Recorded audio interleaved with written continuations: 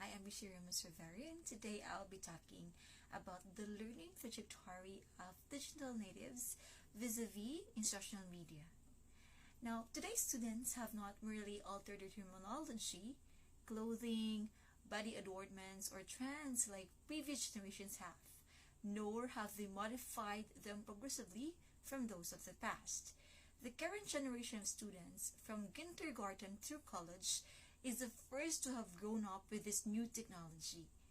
Computer, video games, digital music players, video cameras, cell phones, and all other toys and gadgets of the digital age have been present in their daily lives, and they have grown up around them.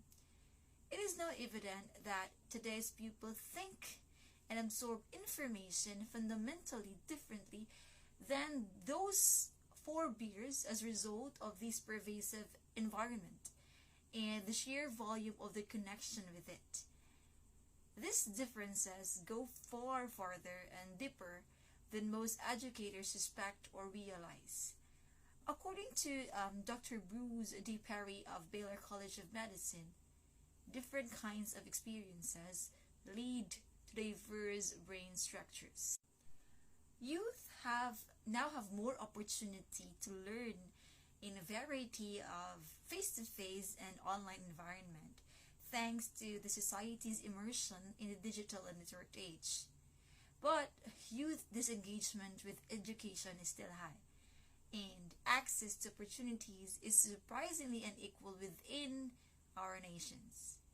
Now, usually when we think about learning, we associate it with progress, improvement, or change. Learning is a social, cognitive, and effective process that has the capacity to advance development. Now, according to a famous psychologist, Lev Vygotsky, learning is also a coordinated process of becoming aware of one's surroundings, others, and oneself, maturing as a person, and developing an appreciation for various modes of thinking, feeling, and behaving, all of which take place through relationship. Now, based on this definition, we can infer that in order to research how people learn, we also need to comprehend the environment that they live in, the society that they're part of, and the cultural tools that they employ. Now, the divide between people who have grown up with technology, those we consider digital natives, and those who have not, or what we call the digital immigrants, keeps growing as technology continues to advance. In the K-12 classroom, or even up to college, where students who are digital natives and teachers are digital immigrants coexist. And this difference is actually very evident. Now, this disparity reveals a stigma connected with each group, wherein the digital natives are comfortable with technology, while the digital immigrants are not.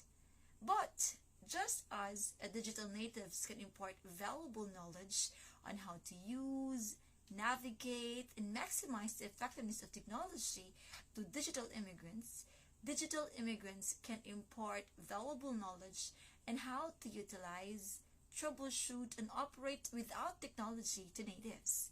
Now, the fact that our teachers are digital immigrants, now we have to be very honest with this one, we speak a language that is out of date, and are attempting to teach a populace that speaks an altogether different language is the single biggest issue confronting education today.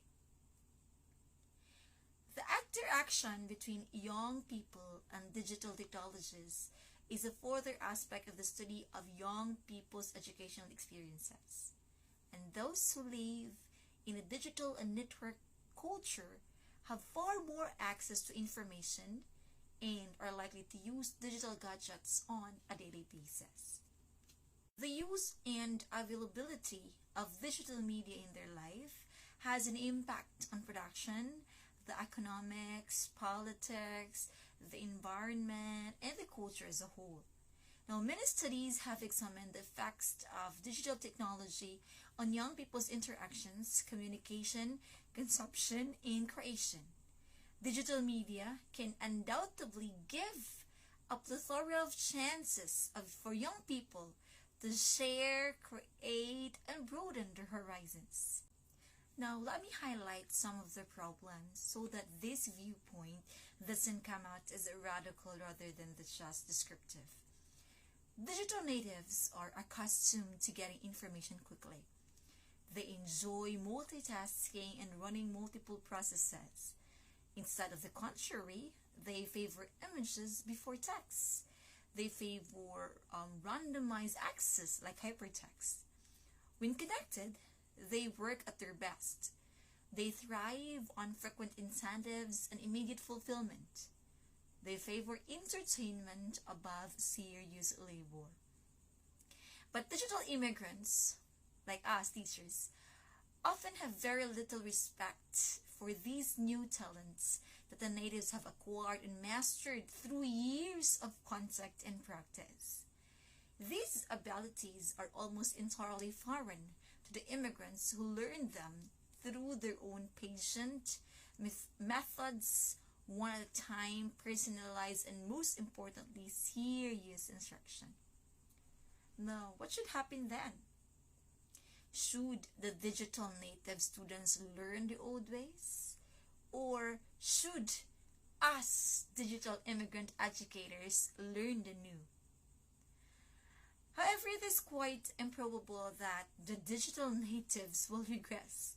Now, even how much the immigrants may wish it to happen.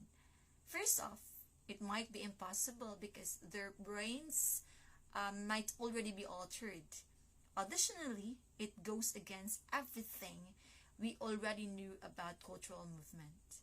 Children who are born into the new culture quickly pick up the language and adamantly avoid using the previous one.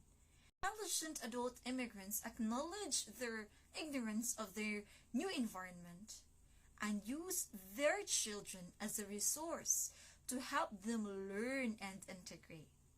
Now, immigrants who aren't very educated or flexible complain a lot about how great life was in the old country or how it is done before.